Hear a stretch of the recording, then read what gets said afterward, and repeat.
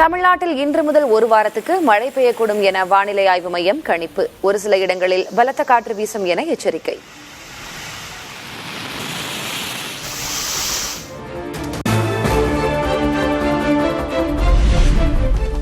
சென்னையின் ஒரு சில இடங்களில் இன்றும் நாளையும் மழை பெய்யக்கூடும். வானம் ஓரளவு மேகமூட்டத்துடன் காணப்படும் என வானிலை ஆய்வு மையம் அறிவிப்பு.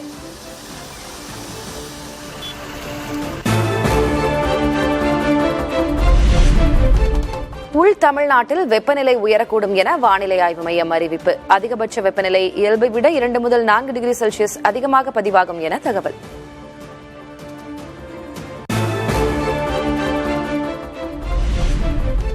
தங்கம் விலை சவரனுக்கு 1600 ரூபாய் அதிகரிப்பு. கடந்த 2 நாட்களில் சவரனுக்கு 2640 ரூபாய் உயர்வு.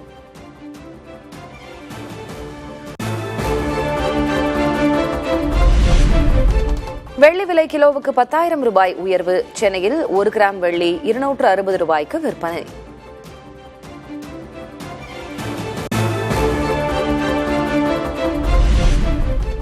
சென்னை கோவளத்தில் 31வது தென் மாநில முதல்வர்கள் மாநாடு. மத்திய உள்துறை அமைச்சர் அமித்ஷா தலைமையில் ஆலோசனை.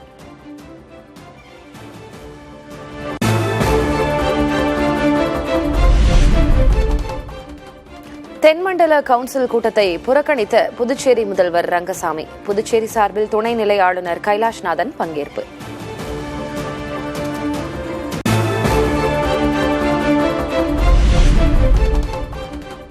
காவிரி விவகாரத்தில் தமிழகத்துக்கான உரிமை மதித்து பாதுகாக்கப்பட வேண்டும். காவிரி மேலாண்மை ஆணைய முடிவுகளை செயல்படுத்தவும் தமிழக முதல்வர் விஜய் வலியுறுத்தல்.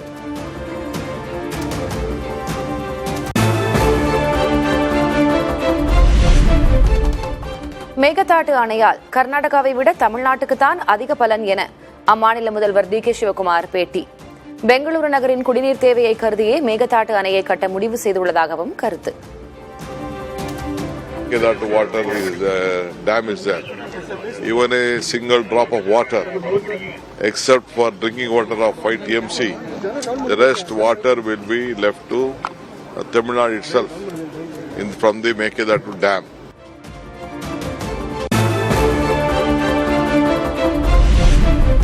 கிராமப்புற ஏழை மாணவர்களை பாதிக்கும் நீட் தேர்வில் இருந்து விலக்களிக்க மத்திய அரசுக்கு வலியுறுத்தல். 12ஆம் வகுப்பு மதிப்பெண் அடிப்படையிலேயே மாணவர் சேர்க்கையை அனுமதிக்கவும் முதலமைச்சர் விஜய் கோரிக்கை.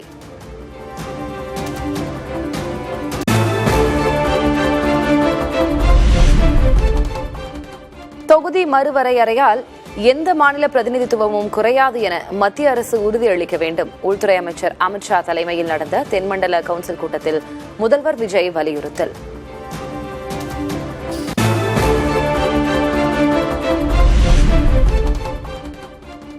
தொகுதி மறுவரையறை விவகாரத்தில் ஒரே வாரத்தில் முதல்வர் விஜய் பல்டி அடித்துள்ளதாக திமுக விமர்சனம்.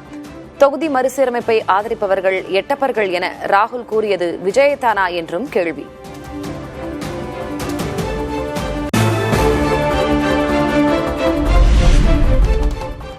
தொகுதி மறுவரையறை விவகாரத்தில் முதல்வர் விஜய் தமது நிலைப்பாட்டை மாற்றியிருப்பது முரண்பாடாக உள்ளதாக தினகரன் விமர்சனம்.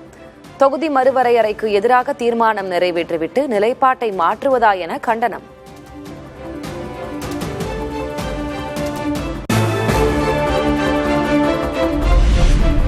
கடல்சார் பொருளாதாரத்துக்கு புதிய திட்டம் கொண்டுவர வேண்டும் என முதல்வர் விஜய் கருத்து. கடல் வழி போக்குவரத்து, மீன்பிடித்தலில் அண்டை மாநிலங்களோடு இணைந்து செயல்படுவோம் என்றும் உறுதி.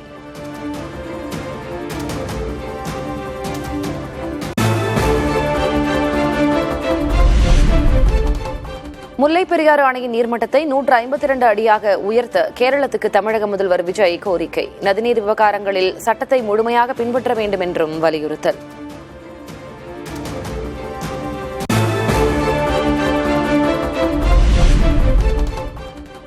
முல்லைப் பெரியாறில் புதிய அணை கட்ட கேரளம் விரும்புவதாக முதல்வர் சுதீஷன் பேச்சு. தமிழ்நாட்டுக்கான நீர் பங்கீட்டை முழுமையாக வழங்க தயாராக இருப்பதாகவும் உறுதி.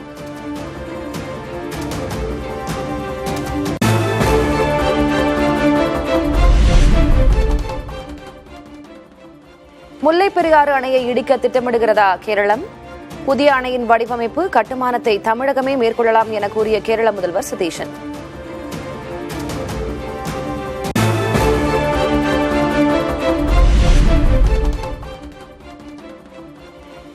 சென்னை பெங்களூரு அமராவதி இடையே புல்லட் ரயில் தேவை என ஆந்திர முதல்வர் சந்திரபாபு நாயுடு வலியுறுத்தல். கோதாவரியுடன் காவிரியை இணைத்தால் தமிழ்நாட்டின் நீர் பிரச்சினைக்கு நிரந்தர தீர்வு காணலாம் எனவும் யோசனை.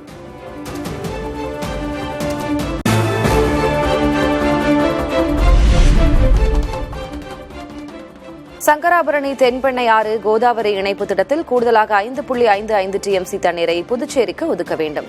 சாத்தனூர் அணையிலிருந்து புதுச்சேரிக்கு பிரத்யேக குழாய் அமைக்கவும் துணை நிலை ஆளுநர் கைலாசநாதன் வலியுறுத்தல்.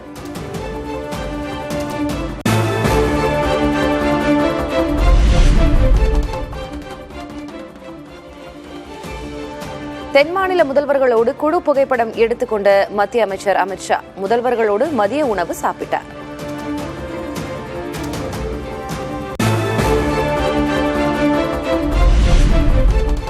தொகுதி மறுவரையறை விவகாரத்தில் தமிழ்நாடு அரசின் நிலைப்பாட்டில் மாற்றமில்லை. அமைச்சர் நிர்மல்குமார் திட்டவட்டம். நம்மளுடைய ஸ்டாண்ட்ல எப்போதுமே எந்த மாற்றமும் இல்லை. ஆனா இன்னைக்கு ஃப்ரீஸ்ன்றது மாதிரி இல்லாம குறைக்க கூடாதுன்றத சொல்லிருக்கோம். அப்ப குறைக்க கூடாது அதுல என்னன்னா நமக்கு நம்மளுடைய இது அண்ணன் 543 இருக்கணும். அதெல்லாம் பாதிப்பு இல்ல 39 ஃப்ரீஸ். இதுல வந்து எந்த மாற்றமும் இல்லை. அதை நோக்கி தான் நம்மளுடைய எப்பயும் நம்மளுடைய ஸ்டாண்ட்ல என்ன சொன்னோமோ அதை நோக்கி தான் நம்மளுடைய.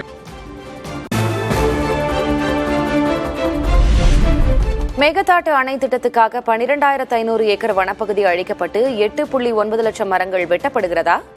மேகதாட்டு அணை திட்டத்துக்காக கர்நாடக அரசு சமர்ப்பித்துள்ள திருத்தப்பட்ட விரிவான திட்ட அறிக்கையில் வெளியான தகவல்.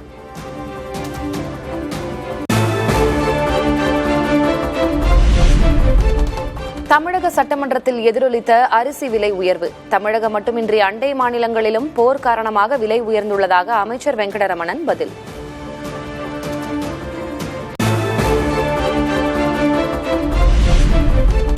அரிசியின் நிறம் தொடர்பாக சட்டமன்றத்தில் சுவையான விவாதம். தனது நிறத்தையும் சபாநாயகர் நிறத்தையும் ஒப்பிட்டு பேசிய திமுக கொறடா ஏவவேலு. இந்த அரிசி எப்படி இருக்கும்னு கேட்டா, தமிழ்நாட்டில் உற்பத்தி பண்ற அரிசி கொஞ்சம் கலர் கம்மியா தான் இருக்கும். என்ன மாதிரி கொஞ்சம் கருப்பா இருக்கும், உங்களை மாதிரி சிகப்பா இருக்காது.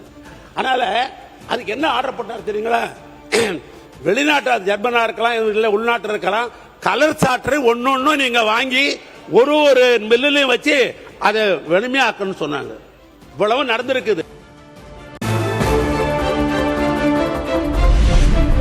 தாவிக ஆட்சியில் நெல் மூட்டைகள் மழையில் நனைந்ததாக சட்டமன்றத்தில் திமுக குற்றச்சாட்டு. ஆடு கோழிக்கு வழங்கும் வகையில்தான் திமுக ஆட்சியில் ரேஷன் அரிசியின் தரம் இருந்ததாக அமைச்சர் செங்கோட்டையன் குற்றச்சாட்டு.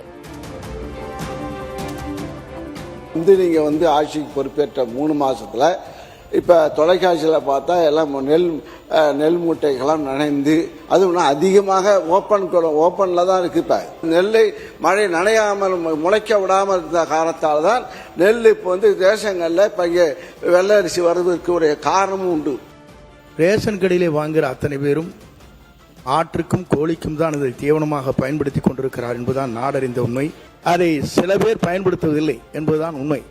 ஏனென்று சொன்னால் சில பேர் தரமில்லாத அரிசி வருகிற போது இதை சில பேர் அதை பயன்படுத்தினார் என்று எங்களுடைய எல்லாம் தகவல் வந்திருக்கிறது.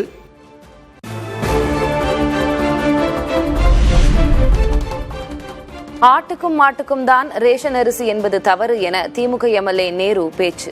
ரேஷன் அரிசி சாப்பிடுவதால் உடலில் சர்க்கரை அளவு குறைவதாகவும் கருத்து. ஆட்டுக்கு மாட்டுக்கெல்லாம் இல்லை, இன்னைக்கு ரேஷன் அரிசி எல்லா மக்களும் சாப்பிட்றாங்க. நீங்க உனக்கு வச்சீங்க இந்த ரேஷன் அரிசி. காரணம், ரேஷன் அரிசி சாப்பிடுகிற போது அந்த சர்க்கரை அளவு குறைகிற காரணத்தால் எல்லா மக்களும் அதை எடுத்துக்கொண்டிருக்கிறார்கள்.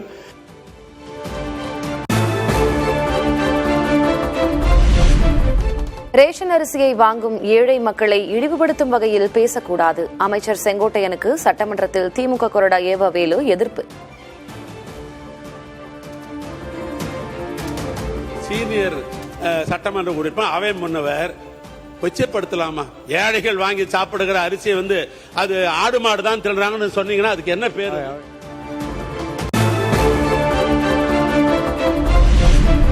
ரேஷன் அரிசியை இட்லி மாவுக்கு மக்கள் பயன்படுத்திக் கொண்டிருப்பதாக கூறிய அமைச்சர் ஆதவ், சன்னரக நெல்லை அதிகம் கொள்முதல் செய்து பாதுகாப்பாக வைப்பதற்கான திட்டங்களை கொண்டு வந்துள்ளதாக விளக்கம். 90% இன்றைக்கு அந்த அரிசியை வாங்கி யாரும் சாப்பிடுறதில்ல. இட்லி மாவு யூஸ் பண்றாங்க. அரசு கொடுக்கக்கூடிய அரிசியை சாப்பிடுறதுங்கிறத உண்மையான சர்வே ரிப்போர்ட். இந்த உண்மையை மாத்துறதுக்காக தான் இந்த சன்ன ரக நெல்லுக்கான அதிகமான ஊக்கத்தொகையை முதலமைச்சர் அவர்கள் அனௌன்ஸ் பண்ணியிருக்கார். சன்ன நெல்லை உற்பத்தி அதிகப்படுத்துறதுக்கு தான் இதை பதிவு பண்றோம். ஸ்டோரேஜை உருவாக்கக்கூடிய இடத்துல நம்மளுடைய உணவுத்துறை அமைச்சரும் சரி, விவசாயத்துறை அமைச்சரும் சேர்ந்து தனி திட்டங்களை கொண்டு வந்துட்டு இருக்காரு. நெல் மூட்டைக்கு விவசாயிகளிடம் கமிஷனா? சட்டமன்றத்தில் காரசார விவாதம். முறைகேட்டில் ஈடுபடுவோர் மீது கடும் நடவடிக்கை எடுக்கப்படும் என அமைச்சர் வெங்கடரமணன் எச்சரிக்கை. முந்தைய ஆட்சி காலங்களில் நேரடி நெல் கொள்முதல் நிலையங்கள் மூட்டைக்கு 40 ரூபாய், 50 ரூபாய், 60 ரூபாய் லஞ்சமாக பெறுவது நடைமுறையாக இருந்து வந்தது. இவ்வரசு அமைந்த பின்னர் அதை களைவதற்காக பல்வேறு நடவடிக்கை மேற்கொள்ளப்பட்டு வருகிறது. எங்கள் ஆட்சி லஞ்சம் என்று பதிவு செய்கிற நீங்கள் உங்கள் பேச்சு, இந்த ஆட்சியும் 50 ரூபாய் லஞ்சம் பெறுகிறார்கள் நெல் கொள்முதல் நிலையங்களில் என்று ஒத்துக்கொள்ள தயாரா? இப்போதும் அங்கு வாங்கப்படுகிறது என்று நம்முடைய முன்னாள் அமைச்சர் அவர்கள் சொல்லியிருக்கிறார்.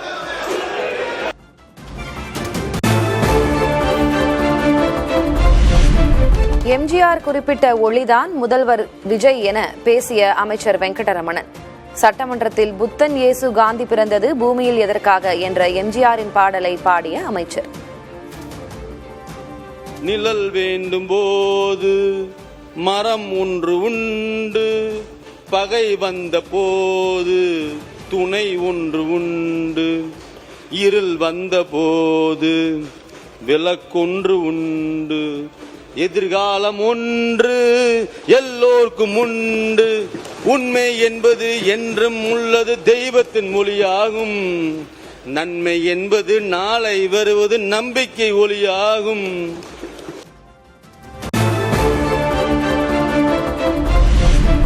உணவுத்துறைக்கான புதிய அறிவிப்புகளை வெளியிட்ட அமைச்சர் வெங்கடரமணன், தானியங்களை சேமிக்க 81 கோடியே 60 லட்சம் ரூபாய் மதிப்பில் 15 சேமிப்பு கிடங்குகள் அமைக்கப்படும் என அறிவிப்பு. உணவு தானியங்கள் சேமிப்பதற்காக தமிழ்நாடு நுகர்பொருள் வாணிப கழகத்தின் 13 மாவட்டங்களில் மொத்தம் 31,000 மெட்ரிக் டன் கொள்ளளவு கொண்ட 15 சேமிப்பு கிடங்குகள் ரூபாய் 81 கோடியே 60 லட்சத்து மதிப்பீட்டில் கட்டப்படும்.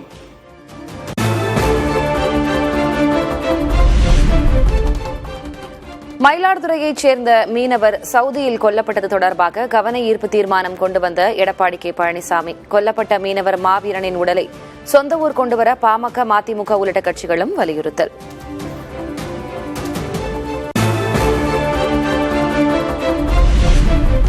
சவுதி அரேபியாவில் புலன் விசாரணை நடைபெற்று வருவதால் மீனவர் மாவீரன் உடலை சொந்த ஊருக்கு கொண்டு வருவதில் தாமதம். உடலை விரைந்து கொண்டுவர உரிய நடவடிக்கை எடுக்கப்படும் என அமைச்சர் ஆதவர்ஜுனா விளக்கம்.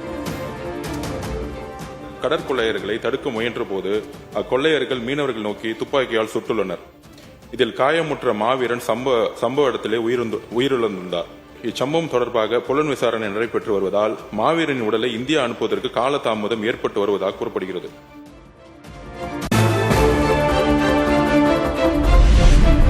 சவுதியில் ஈரானிய கடற்கொள்ளையர் நடத்திய துப்பாக்கிச் சூட்டில் மேலும் ஒரு மீனவர் உயிரிழப்பு. சிகிச்சை பலனின்றி கீழமூவர் கிராமத்தைச் சேர்ந்த சங்கர் என்பவரும் உயிரிழந்த சோகம்.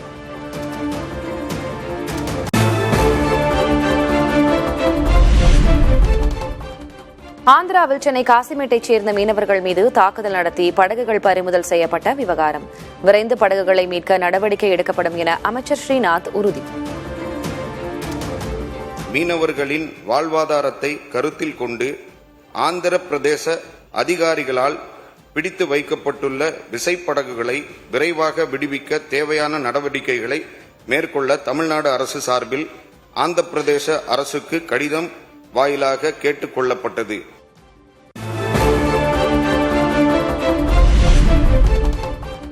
முதல்வர் விஜய் பிரதமராவார் என்ற தாவைக்கவினரின் பேச்சு குறித்த கேள்வி. கருத்து சொல்ல மறுத்த கர்நாடக முதல்வர் DK. Sivakumar. Tamil Nadu CM Vijay is being projected as the Prime Minister candidate in. I don't want to speak anything. Still, we are young. All of us are young. Let us not speak on big issues.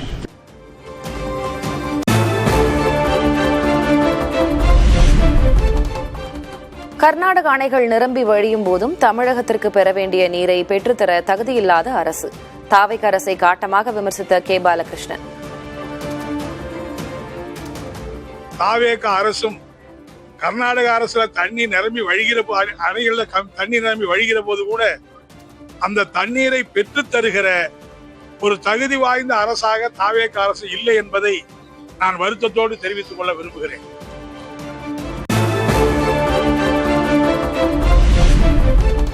விடுதலை போராட்ட வீரர் ஒண்டிவீரன் தியாகத்தை போற்றி வணங்குவோம் என முதல்வர் விஜய் பதிவு. ஆங்கிலேயரின் அடக்குமுறைக்கு அஞ்சாமல் சுதந்திர கனலை ஏற்றியவர் ஒண்டிவீரன் என்றும் புகழாரம்.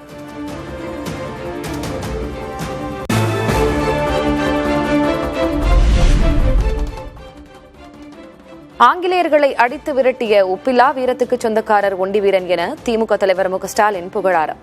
தென்மலை போர் நாயகனாக திகழ்ந்த பெருந்தீரர் ஒண்டிவீரனின் புகழ் மக்கள் மனங்களில் வாழும் என்றும் பதிவு.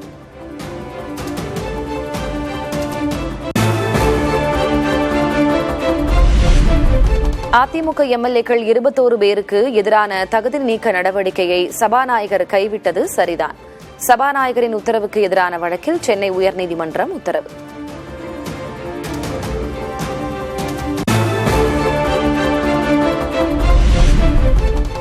எம்எல்ஏக்களுக்கு என்ன ரக காரை தேர்வு செய்வது என தலைமைச் செயலகத்தில் அதிகாரிகள் ஆய்வு. சோதனை ஓட்டத்தில் மஹிந்திரா நிறுவனத்தின் 6 வகையான கார்கள்.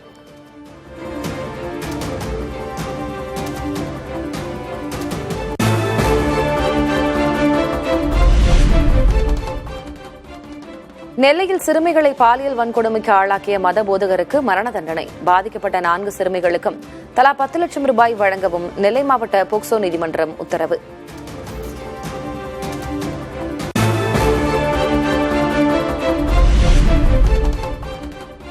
நிதி நிறுவன மோசடி வழக்கில் கைதான தேவநாதன் யாதவ் சுதந்திர போராட்ட தியாகியா என உயர்நீதிமன்றம் கேள்வி.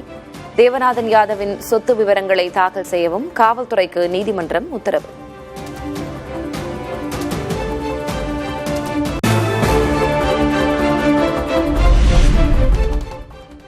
மதுரை மீனாட்சியம்மன் கோயில் நில மோசடி வழக்கின் தீர்ப்பு தேதி குறிப்பிடப்படாமல் ஒத்திவைப்பு. துணை ஆட்சியர் உள்ளிட்ட 14 பேரின் ஜாமீன் மனு மீதான விசாரணையில் உயர்நீதிமன்றம் உத்தரவு.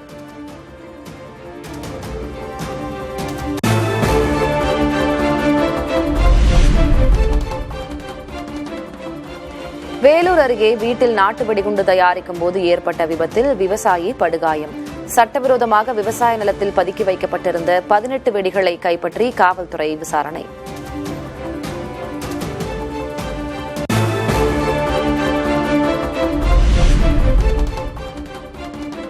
ராஜபாளையம் அருகே தளவாய்புரத்தில் பாதையில் நிறுத்தப்பட்ட தார் சாலை பணிகள் நிறைவு. புதிய தலைமுறை செய்தி எதிரொலியாக அதிகாரிகள் நடவடிக்கை.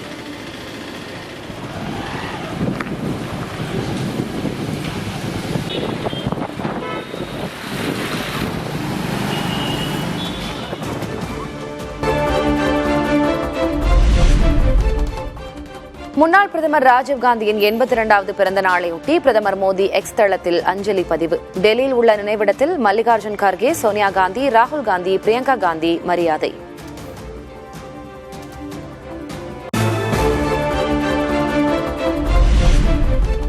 வந்தே மாதரம் பாடலை காங்கிரஸ் கட்சி அவமதித்து விட்டதாக மத்திய உள்துறை அமைச்சர் அமித் ஷா கண்டனம். வந்தே மாதரம் பாடல் தேசியத்திற்கு எதிரானது என சித்தரிப்பதை நிறுத்திக் கொள்ள வேண்டும் என வலியுறுத்தல்.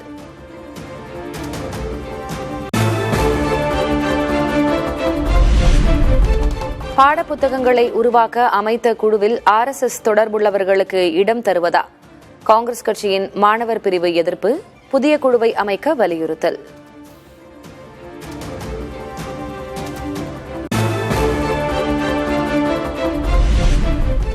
டெல்லி ஜந்தர் மந்தரில் போராட்டத்தில் ஈடுபட்ட இளைஞர்கள் மீது தடியடி நடத்தப்பட்ட சம்பவம். விசாரணை நடத்த குழு அமைத்து உச்சநீதிமன்றம் உத்தரவு.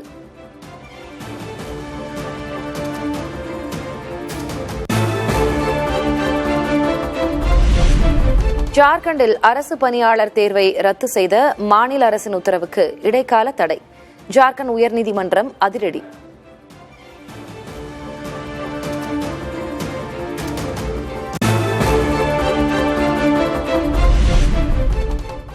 நியாயமான தொகுதி வரையறை தேசிய குடிமக்கள் பதிவேட்டை புதுப்பிக்க வலியுறுத்தி மணிப்பூரில் நீடிக்கும் போராட்டம். ஊர்வலமாக சென்ற ஆயிரக்கணக்கான பொதுமக்கள்.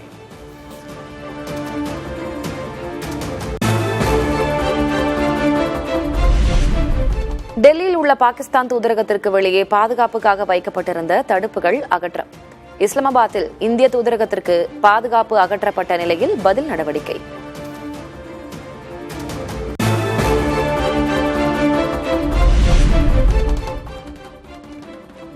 காஷ்மீர் இந்தியாவின் முக்கிய பகுதி என இந்தியாவுக்கான அமெரிக்க தூதர் சர்ஜியோ கோர் கூறியதால் பாகிஸ்தான் அதிருப்தி. இஸ்லாமாபாத்தில் உள்ள அமெரிக்க தூதரக மூத்த அதிகாரியை அழைத்து ஆட்சேபனையை தெரிவித்தது.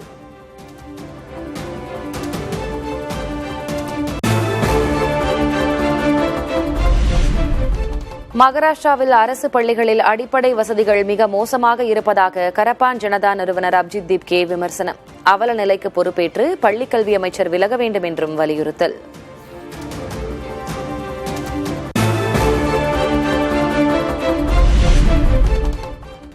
ஈரான் பொருளாதாரத்தை முற்றிலும் நாசமாக்கி விடுவோம் என அமெரிக்க அதிபர் டிரம்ப் எச்சரிக்கை. ஈரானுக்கு உதவும் நாடுகள் மீது கடும் நடவடிக்கை பாயும் என மிரட்டல்.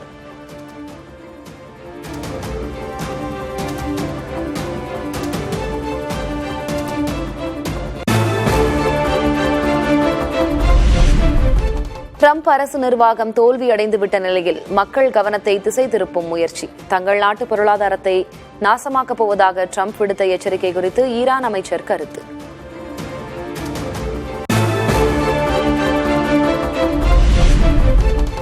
கென்யாவில் நடந்த ஹெலிகாப்டர் விபத்தில் 7 பேர் உயிரிழப்பு. கட்டுப்பாட்டை இழந்து கீழே விழுந்த ஹெலிகாப்டரில் தீ பிடித்ததால் அனைவரும் உயிரிழந்த சோகம்.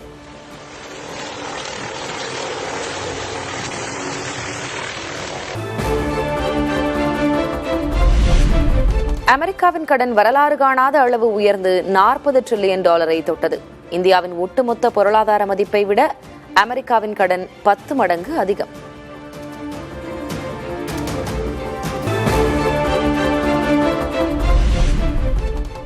நகைக்கடன் தொழிலில் தொடர்ந்து கால் பதிக்கும் முன்னணி தொழில் நிறுவனங்கள் டாடா, கோத்ரேஜ், L&Tயை தொடர்ந்து ஆதித்ய பிர்லாவும் வருகை.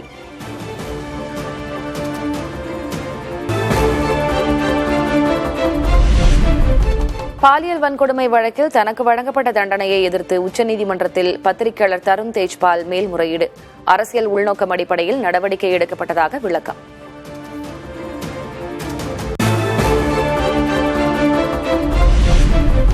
உலகின் மிக உயர்ந்த பாலங்களில் ஒன்றான செனாப் பாலம் மீது 100 கிலோமீட்டர் வேகத்தில் இயக்கப்பட்ட வந்தே பாரத் ரயில் அதிவேக ரயில் இயக்கம் மூலம் சுற்றுலா வளர்ச்சி புதிய உச்சத்தை தொடும் என நம்பிக்கை.